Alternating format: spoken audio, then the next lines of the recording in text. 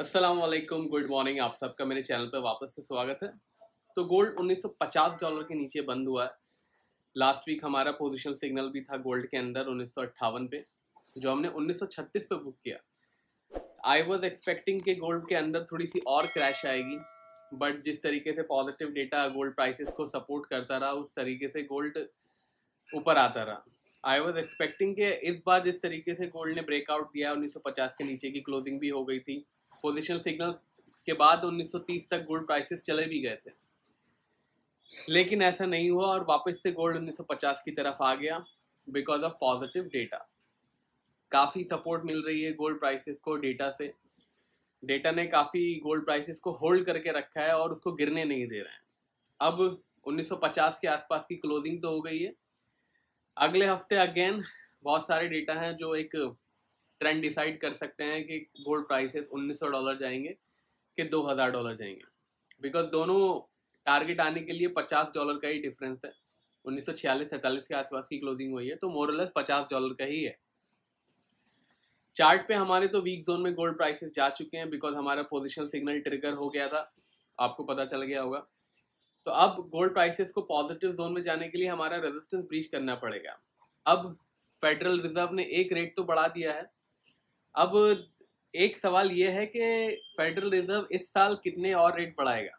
Maximum उन्होंने बोला है कि 2 रेट बढ़ेंगे, जिसमें से एक रेट ऑलरेडी बढ़ चुका है। अब काफ़ी एनालिस्ट का मानना है कि अब फेडरल रिजर्व कोई रेट नहीं बढ़ाएगा। इनफैक्ट फेडरल रिजर्व हो सकता है कि आने वाले महीनों में, हो सकता है जनवरी तक या फरवरी तक बोले कि अब रेट कट करने का टाइम आ गया है, अब इन्फ्लेशन कंट्रोल में आ गई है। बट इन्फ्लेशन के आंकड़े आएंगे अगले हफ्ते। इवन दो सीपीआई नंबर ही हैं, बट सीपीआई नंबर से कोर पीसी इंडेक्स का बहुत आइडिया मिल ही जाता है। कोर पीसी इंडेक्स वो वाला इंडेक्स है जिसको फेडरल रिजर्व फॉलो करता है अपने इंटरेस्ट रेट के लिए। सीपीआई वो है जो कंज्यूमर प्राइस इंडेक्स होता है, जो नॉर्मली जो इन्फ्लेशन नंबर सीपीआई वो होता है। अब देखना यह है कि इस साल फेडरल रिजर्व रेट बढ़ाता है या फिर रेट कट करने का एक हिंट भी अगर अपने को फेड से मिलेगा तो गोल्ड बायर्स के लिए बहुत अच्छी बात होगी। बट अभी भी अनसर्टेनिटी बरकरार है। अब जो प्रेस कॉन्फ्रेंस होगी उसमें आई एम वेरी श्योर कि कोई रेट बढ़ेगा तो नहीं। अगर रेट बढ़ेगा तो दिसंबर में जाके ही वो रेट बढ़ा सकते हैं, बट अगली वाली मीटिंग में आई डोंट थिंक कोई रेट बढ़ेगा। तो रेट कट और रेट बढ़ने का डर तो कम से कम 1 महीने तक हमें नहीं है, until unless of course data में बहुत ज़्यादा वेरिएशन आ जाए और जो अब सीपीआई के नंबर्स आ रहे हैं वो बहुत ज़्यादा बढ़ के ना आ जाए। वैसे उम्मीद तो नहीं है सीपीआई के नंबर्स बढ़ने की, but you never know because ये डेटा है, ऐसा कोई चार्ट नहीं है जो चार्ट देख के हम थोड़ा सा अंदाज़ा भी लगा लें। अब देखते हैं कि अगले हफ्ते सीपीआई नंबर्स क्या आते हैं। गोल्ड पे नज़र रहेगी। सीपीआई नंबर्स अगर घट के आते हैं तो गोल्ड प्राइसेस के लिए एक अच्छी बात होगी। काफ़ी लोगों ने मुझे लाइव स्ट्रीम में भी पूछा और कमेंट भी करते रहते हैं। एक मैं डाउट आपका यहाँ पे क्लियर कर दूं। नॉर्मल डेज में, नॉर्मल दिनों में अगर इन्फ्लेशन बढ़ती है तो वो गोल्ड के लिए अच्छी बात होती है, दैट इज करेक्ट। बट अभी हम हाई इंटरेस्ट रेट साइकिल में चल रहे हैं। जिस तरीके से इंटरेस्ट रेट बढ़ रही है उसको रोकने के लिए फेड जो है इंटरेस्ट रेट बढ़ा रहा है, तो ये थोड़ी सी कॉम्प्लिकेशन है। अगर इन्फ्लेशन बढ़ती है तो फेड और अग्रेसिव होकर रेट बढ़ाएगा, जिससे गोल्ड प्राइसेस पे प्रेशर पड़ेगा। तो ये आई होप आपका ये वाला डाउट क्लियर हो गया, क्योंकि काफ़ी लोग मुझसे ये वाला सवाल पूछते थे कि अगर इन्फ्लेशन बढ़ गया ही तो गोल्ड को तो बढ़ना चाहिए, कि इन्फ्लेशन के against gold is a very good has.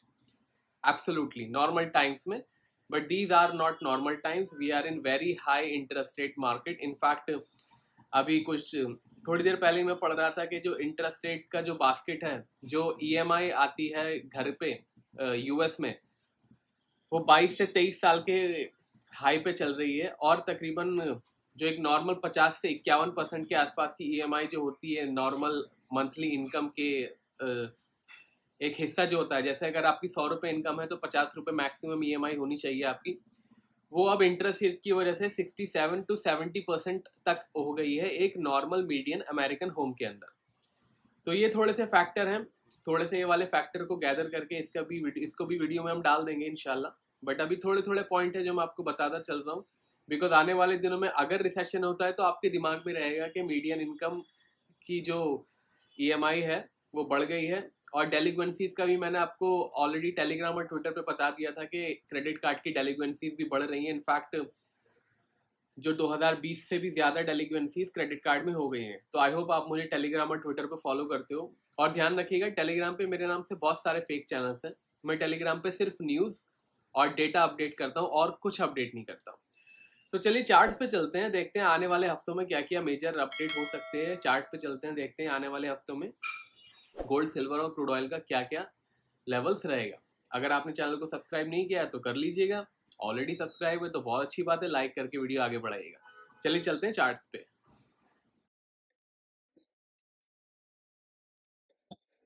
तो ये है गोल्ड का चार्ट।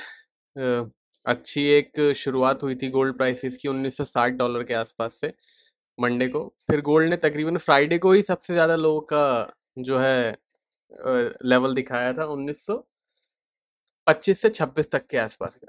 ये एनएफपी के आसपास के लोज हैं। लो बनाने के बाद ज़बरदस्त उछाल आया 1926 से लेके तकरीबन 1946 तक चले गए थे। अगर आप मार्केट कमेंट्री में हो, अगर आपने मेरी मार्केट कमेंट्री की सर्विस ले रखी है, तो मैंने आपको 1946 का ही रेजिस्टेंस दिया था, 1946 का ही आपको ट्रेंड डिसाइडर दिया था। और ये भी बताया था कि 1946 के ऊपर अगर मार्केट टिकेगा तभी मार्केट ऊपर जाएगा। 1946 तक के एक दो बार हाई बनाया लेकिन टिका नहीं, और 1946 के बाद 1938 तक भी एक बार गया था। फिलहाल 1942-43 के आसपास की क्लोज हुआ है। एक अच्छी क्लोजिंग तो नहीं कहेंगे, ना ही इसको बुरी क्लोजिंग कहेंगे। अच्छी या बुरी क्लोजिंग तब कहते तब ये या तो 1935 के आसपास बंद होती या फिर 1950 के आसपास बंद होती। दोनों में से कोई भी नहीं हुआ है। आगे बढ़ने से पहले एक बार देख लेते हैं कि कौन कौन से मेजर डेटा है। हम सिर्फ मेजर डेटा की ही बात करेंगे। मंडे को 2 एफओएमसी के मेंबर की स्पीच है, तो इस पे ध्यान रखिएगा। कुछ हो सकता है हिंट दे दें आने वाले दिनों में इंटरेस्ट रेट पे क्या चर्चा हो रही है फेडरल रिजर्व के ग्रुप में, फेडरल रिजर्व के व्हाट्सएप ग्रुप में। उसके बाद ट्यूसडे थोड़ा सा इन्वेंट्रीज है, फाइनल होलसेल इन्वेंट्रीज है। हाई इम्पैक्ट डेटा तो नहीं है बट यस डेटा है। चाइना की महंगाई के आंकड़े हैं। क्रूड ऑयल की इन्वेंट्री में क्रूड ऑयल की इन्वेंट्री है अगर आप क्रूड ऑयल में काम करते हो तो। उसके बाद थर्सडे को सीपीआई नंबर्स हैं, अनएम्प्लॉयमेंट क्लेम्स हैं। उसके बाद फ्राइडे को ब्रिटिश की जीडीपी आंकड़े हैं, प्रीलिम जीडीपी है। उसके बाद कोर पीपीआई नंबर भी हैं यूएस के।